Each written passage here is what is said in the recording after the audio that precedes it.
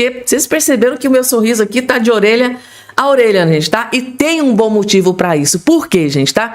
Agora, neste exato momento, acaba de sair uma notícia maravilhosa para Jair Messias Bolsonaro. Em meio a tanto caos, né, tanta notícia ruim, finalmente saiu notícia maravilhosa para o Bolsonaro e é sobre a anulação da condenação de Jair Messias Bolsonaro sobre esse golpe, né, que nunca aconteceu. Notícia maravilhosa e é claro que eu vou trazer tudo nos mínimos detalhes. É notícia para comemorar, gente, tá? Vocês vão gostar dessa notícia que acabou de ser confirmada. Outro ponto que eu vou trazer aqui para vocês, gente, tá? O ministro Cássio Nunes Marques acabou de tomar aqui uma decisão que chocou o Brasil inteiro, gente, tá? Cássio Nunes Marques acabou de tomar a decisão que pegou o Brasil inteiro de surpresa. E é claro que eu vim correndo aqui na velocidade da luz para trazer essa informação nos mínimos detalhes aqui para todos vocês. E o Paulo Figueiredo, direto dos Estados Unidos, acaba de soltar uma bomba, gente, tá? Contra o ministro Alexandre de Moraes. E é sobre o retorno da Lei Magnitsky. Atenção, atenção, gente, tá? Lei Magnitsky aplicada contra o ministro Alexandre de Moraes. O Paulo Figueiredo acabou de soltar uma bomba sobre essa questão. E é claro que eu vou trazer, porque eu sei que essa notícia também é de grande interesse de todos vocês. E por fim, Lula, gente, tá sendo vaiado e humilhado em evento. Mas é assim, gente, foi um verdadeiro fiasco, gente, tá? Eu vou trazer aqui imagens, vou fazer igual da Atena, vou trazer imagens na tela para vocês do Lula, gente, tá sendo humilhado, sendo vaiado, sendo... Meu Deus do céu, vocês vão ficar de queixo caído com o que acabaram de fazer com o Lula neste exato momento. E assim, gente, além dessas, tem outras várias informações. Vocês já estão mais do que acostumados, já sabem como é que é aqui, né? Eu trago alguns spoilers e, claro, tem outras informações aqui no meio que eu separo para trazer para todos vocês, para que você seja um cidadão bem informado que jamais será escravizado. Esse é o lema aqui do nosso canal. Falando em canal, você que está aí do outro lado aí me assistindo, você já está inscrito, você já está fazendo parte aqui da nossa família? Ainda não? Quer ter certeza se você está inscrito ou não? Porque muita gente tem dúvida. Fabiano, eu não sei se eu estou inscrito, se eu não estou. Eu me inscrevi há um tempo atrás, eu não sei se eu ainda estou. Como é que eu faço para conferir? Só olhar aqui embaixo. Olha aqui embaixo do seu vídeo, vai ter aqui a palavrinha chamada inscreva-se. Inscrever-se, o que é que você vai fazer? Ó, clicar em cima. Clica em cima que na hora, automaticamente, você já estará inscrito aqui no nosso canal. Vamos de informação. Vejam só quem ficou extremamente revoltado, furioso com o Donald Trump, né, com Flávio Bolsonaro, com Eduardo Bolsonaro, o próprio Paulo Figueiredo, por ter conseguido que o governo americano enquadrasse o PCC e Comando Vermelho como grupos, organizações terroristas. O Lindbergh ficou furioso. Aí, gente, a Marina Helena veio e destruiu o Lindbergh, mas pisoteou sem dó e nem piedade. Vejam só o desespero. Na verdade, o anúncio feito pelo Marco Rubio de que vai classificar Comando Vermelho e PCC como organização terrorista, o objetivo deles é trazer imensos prejuízos à economia brasileira, fragiliza a nossa economia, abre vulnerabilidades na área de segurança nacional. Olha só que surpresa, a turma do PT vive criticando o capitalismo, os empresários, o mercado financeiro, mas quando os Estados Unidos decidem nos ajudar a combater a lavagem de dinheiro, o PT diz que quer proteger o mercado financeiro. Mentira! Me lembrou o papinho da Lava Jato ter quebrado o Brasil. Gente, as facções movimentam quase 300 bilhões de reais por ano no Brasil. E a gente não tá falando só de tráfico de drogas, não. O crime já domina mais de 1.000 postos de gasolina. A máfia entra em licitações de prefeituras com empresas de fachada, de limpeza, coleta de lixo, organizações de saúde. A Operação Carbono Oculto descobriu 30 bilhões de reais do PCC investidos em 40 fundos da Faria Lima. Fintechs movimentaram 26 bilhões de reais entre 22 e 25 em nome da facção. O PCC e o Comando Vermelho tem presença nos 27 estados da federação e em 15 países. São duas das maiores organizações criminosas do mundo. Então sim, claro que operações contra o PCC e o Comando Vermelho vão ter impacto em fundos de investimento, mas tem que ser assim mesmo, porque esse dinheiro não é do mercado, é do crime disfarçado de mercado. A melhor forma de asfixiar esse sistema é indo atrás do dinheiro. Follow the money. Não tem outro caminho, lindinho. Tá cada vez mais claro que o único tipo de capitalismo que a esquerda brasileira defende é o das organizações terroristas. O de quem extorque morador, controla bairro inteiro, adultera gasolina, lava dinheiro de droga. Já quem quer gerar valor honestamente é tratado como vilão. Deve ser regulado, taxado, expropriado, tudo milimetricamente calculado para destruir um país. Lindbergh Faria fez questão de mostrar o seu desespero. O desespero bateu na porta da esquerdalhada, né, gente, tá? E calma que com relação a isso aqui, daqui a pouco tem uma outra bomba. Vocês não têm noção do que o Flávio Bolsonaro acabou de fazer com o Lula sobre essa decisão do Donald Trump. Daqui a pouco eu vou trazer isso aqui para vocês. É simplesmente assim, a tacada de mestre do Flávio Bolsonaro. Mas antes, gente, tá?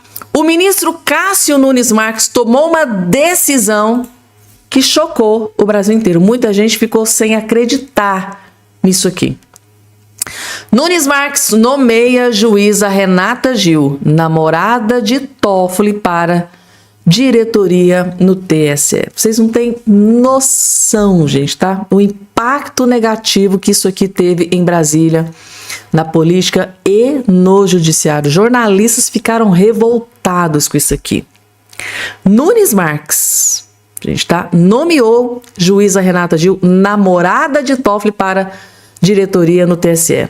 E muita gente interpretando isso aqui como uma afronta ao povo brasileiro. Inclusive, teve o comentário aqui do Alexandre Garcia, gente, tá? Ele simplesmente esculhambou o Dias Toffoli sem dó e nem piedade. Por que o Nunes Marques tomou essa decisão? Vocês vão ficar de queixo caído, vejam só. Bom, é um desafio ao cérebro dos brasileiros. Ele acredita piamente que o brasileiro não tem cérebro, né? E parece que não tem mesmo. Eu sinto muito, às vezes é uma coisa incrível, a falta de reação da origem do poder, comprovando que isso não é uma democracia. Essas coisas não poderiam existir jamais num país civilizado, né?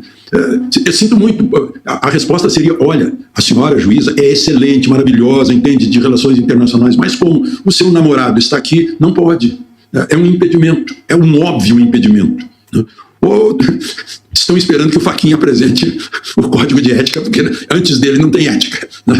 Embora seja exigido lá na Constituição reputação ilibada, né? Mas, enfim, e o Tribunal Eleitoral é um órgão administrativo encarregado de fazer as eleições. Relações internacionais, por quê? Isso é como Itamaraty. Existe um Ministério de Relações Exteriores para fazer isso. Vai criar mais um órgão, ela vai ter uma secretária, um chefe de gabinete, como é que vai ser? Quanto o pagador de impostos vai ter que pagar a mais para isso aí? Mas, enfim, não é novo, né? Esse mesmo tribunal já teve um departamento, um SNI lá dentro, né? Ou um DOPS lá dentro, que estava lá o Eduardo Talhaferro, que quando descobriram no telefone dele parte do que estava acontecendo lá, o culpado foi ele, e não os mandantes, não os que fizeram isso. Olha, é incrível, né? Talvez eu esteja influenciado pelo fato de estar há 2 meses em Portugal e a gente não vê essas coisas aqui. As pessoas ficam assustadas sabendo que isso existe no Brasil. Quando acontece algo parecido aqui, é um escândalo nacional. Não dura 1 hora o escândalo.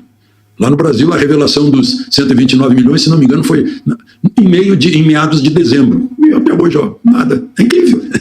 É incrível. Nós perdemos totalmente o senso. É isso. O Papa está falando, eu falei no meu artigo na Oeste, o Papa está preocupado que a inteligência artificial substitua as nossas decisões. O Brasil já se adiantou a isso, né? As decisões do grupo, do líder, já substituíram as decisões pessoais das pessoas. E depois tem o medo também que foi implantado lá nos acontecimentos do 8 de janeiro. O medo que foi implantado durante a pandemia, paralisando as pessoas, para que não ajam como cidadãos. E por isso é possível fazer coisas assim como essas que a gente está vendo. Gente, tá? Alexandre Garcia detonou o ministro Dias Toffoli e ficou por entender por que o Cássio Nunes Marques tomou essa decisão. E aí, gente, vocês têm algum palpite? Por que vocês acham que o Nunes Marques tomou essa decisão? Em beneficiar a namorada do ministro Dias Toffoli, ele basicamente deu um presente para o Dias Toffoli. e para a namorada dele ali dentro do TSE. Por que será que ele tomou aí essa decisão que pegou muita gente de surpresa? Falando em surpresa, gente, tá? O Lula recebeu uma notícia, uma surpresinha terrível, né? Isso aqui aconteceu ontem, gente, tá? Lula faz evento flopado em Sergipe, não reuniu nem 50 pessoas. Gente, é simplesmente inacreditável. Como que esse homem venceu essa última eleição? O cara que não consegue juntar... Vocês têm noção da vergonha, da humilhação que é isso aqui? Um presidente da República não conseguiu reunir 50 pessoas. Isso aqui porque a metade aqui deve ser gente de dentro do governo dele, né? Da equipe que organiza o evento. Eu acho que aqui não tinha nem 50 pessoas realmente que não fizesse parte da equipe do Lula. Isso é de um fiasco, gente. É de uma humilhação. Isso aqui é vexatório, gente. Um presidente da República falar para uma meia dúzia de pessoas. Isso é humilhante. Eu vou colocar o vídeo aqui, bem rapidinho, para vocês verem que é o Lula mesmo que está ali no meio, falando para praticamente ninguém, para provar para vocês o fiasco que foi o evento. Vejam só.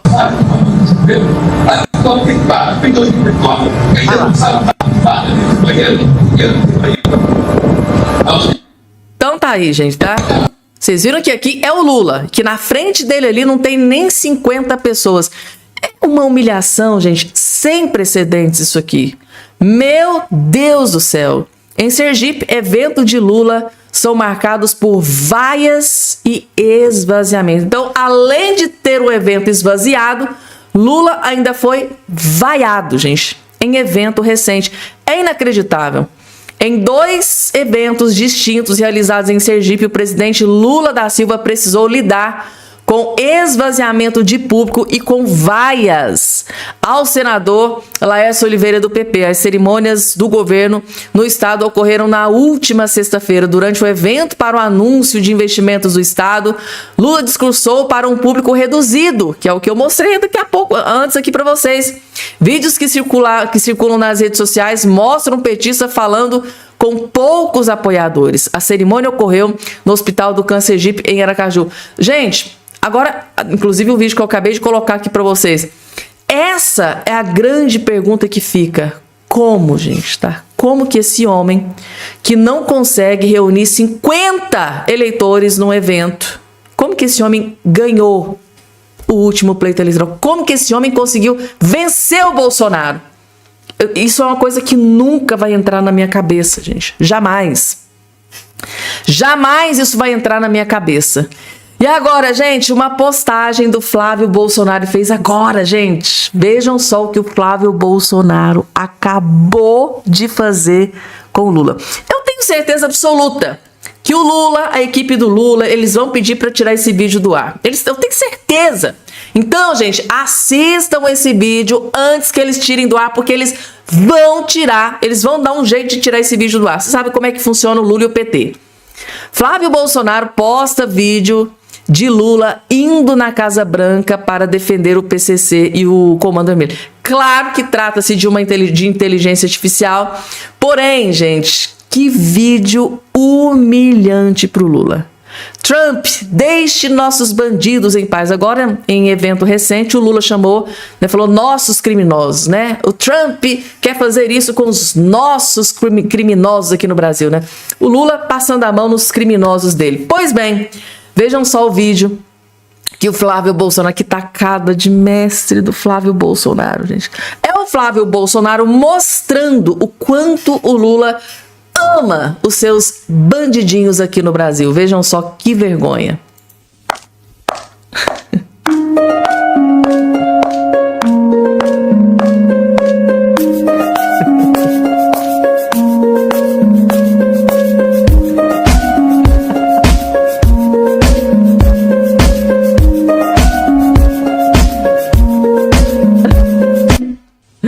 Ai, gente, eu não aguento. Gente, eu rachei o bico de tanto rir desse vídeo. Trump, deixa nossos bandidinhos em paz. Ai, gente, que sinuca de bico, gente, que o Flávio Bolsonaro meter o Lula, né? Porque se o Lula for lá, né, para tentar proteger os bandidos, né? Tira!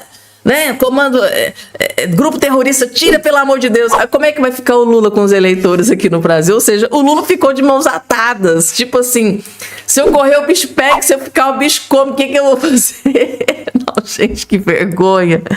Ai, gente, tá? Vou te falar, o marketing do Flávio Bolsonaro, isso aqui é digno de tem que ganhar um prêmio com isso aqui, gente, tá? Realmente fazendo um belíssimo trabalho.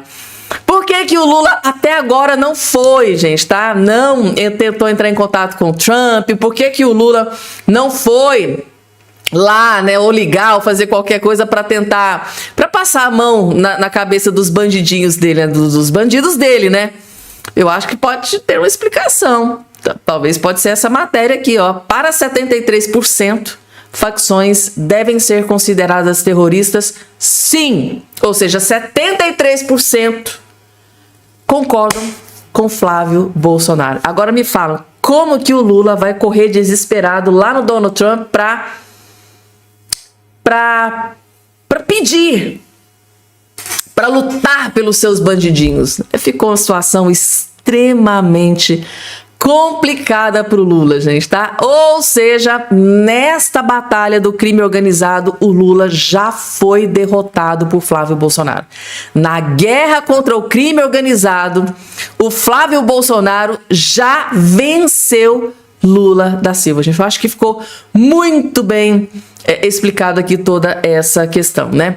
E agora, mais uma vergonha, gente, tá? Gilmar Palusa. Só que aqui é uma vergonha pro Gilmar Mendes, porém, para nós a notícia também não é muito boa. A gente vai ter que trabalhar muito. Se você está trabalhando, você acha que está trabalhando muito, vai ter que trabalhar mais, porque a gente tem que bancar isso aqui, ó. A informação aqui, ó, diz o seguinte: dinheiro público banca viagem de ao menos 135 servidores para o Gilmar Palusa. No evento anterior, parece que foi cerca de 500. Agora, com esse escândalo do caso Master, o STF perdeu um pouquinho a credibilidade. Muita gente não está querendo se associar, né, aos ministros. E o pessoal diminuiu bastante, né? Porém, quem que vai pagar por essa bagaça toda, lamentavelmente, somos nós. Nós, gente, tá? A gente trabalha dioturnamente, arduamente, embaixo de sol, chuva, para pagar muito imposto. Para quê? Para bancar os luxos dessa cambada lá na Europa. É isso aí. O contribuinte brasileiro vai bancar as passagens e diárias de pelo menos 135 autoridades e funcionários públicos para o Fórum de Lisboa, em Portugal, evento também conhecido como Gilmar Palusa. A informação foi revelada pelo jornal Folha de São Paulo, que identificou os avais em diários oficiais e páginas de transparência. O evento, comandado pelo ministro Gilmar Mendes, do STF, começa nesta segunda-feira, 1º de junho, e atrai dezenas de políticos e juízes para encontros sociais fora dos debates oficiais.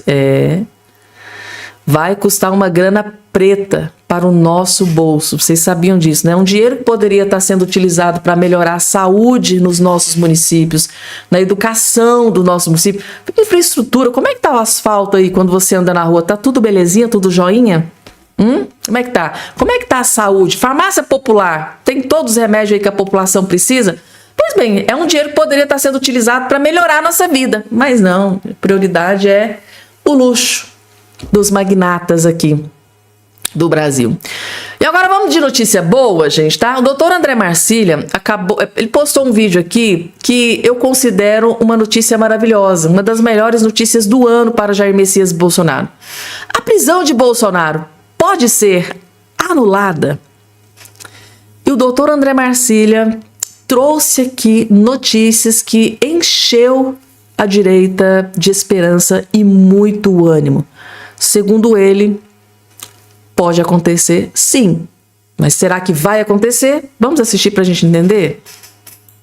Nesse caso, o que a defesa do Jair Bolsonaro alega é que o Bolsonaro não poderia ter sido julgado pela primeira turma. Por quê? Porque ele deveria, como todos os demais ex-presidentes até hoje foram, ser julgado ou pela primeira instância, porque ele também já não estava mais no cargo, ou então pelo plenário. O curioso é o caso ter caído com o Nunes Marques. Por que é curioso? Porque o Nunes Marques, junto do André Mendonça e do Fux, eles na segunda turma já entenderam para outros réus do suposto golpe, entenderam que realmente eles não deviam ser julgados pela primeira turma. Mas eles aqui se basearam nos precedentes. Nenhum ex-presidente foi julgado pelo STF em turma, e sim sempre no plenário, pela complexidade do caso. E aí o que eles alegam? Quando houve, inclusive, eles falam assim, no mensalão foi julgado pelo plenário, mas deu muito trabalho, ficou muitos meses tomando a pauta do plenário. Bom, mas se você acha que um julgamento de um ex-presidente que está sendo acusado de dar um golpe de Estado no país não é suficiente para trancar a pauta do STF, então por que vai trancar? O que será suficiente? Então, essa alegação não cabe. E aí a defesa se baseia nesses precedentes para dizer não poderia ser na primeira turma, deveria ser no plenário, ou na primeira instância.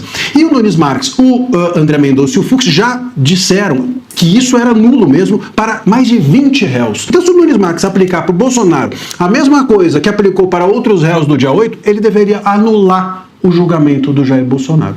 Se fizer isso, o Bolsonaro fica livre no dia seguinte. Ele poderia dar uma liminar e o Bolsonaro ficaria livre no dia seguinte. Ele pode fazer outra coisa, não dar a liminar e remeter a revisão para a segunda turma.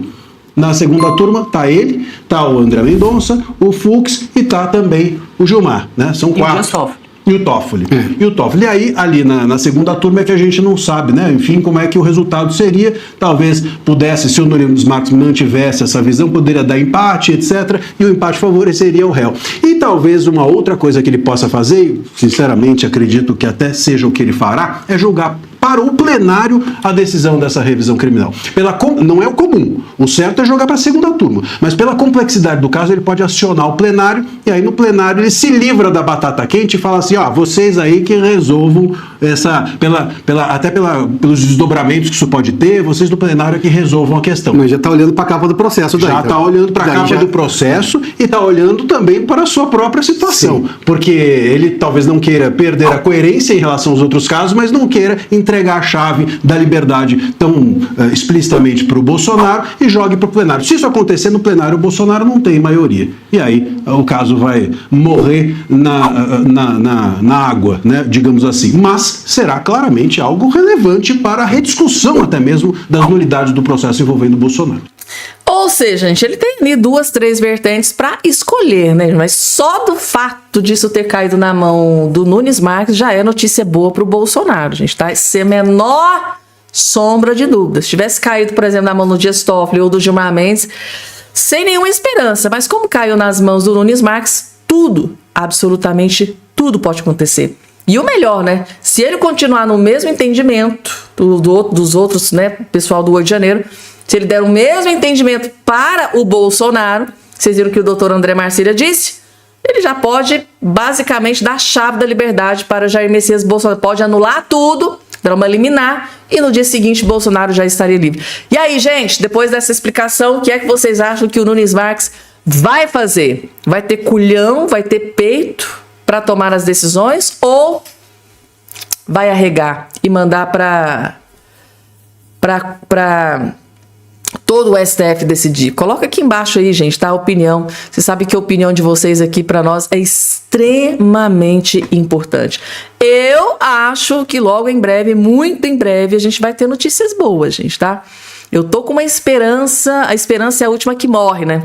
Quando caiu essa revisão criminal, caiu nas mãos do ministro Nunes Marques, gente, tá? Eu confesso pra vocês que me deu esperança. Mas o Nunes Marques, o mudinho, aquele cara que não dá pra confiar muito. Poxa, gente, é Nunes Marques.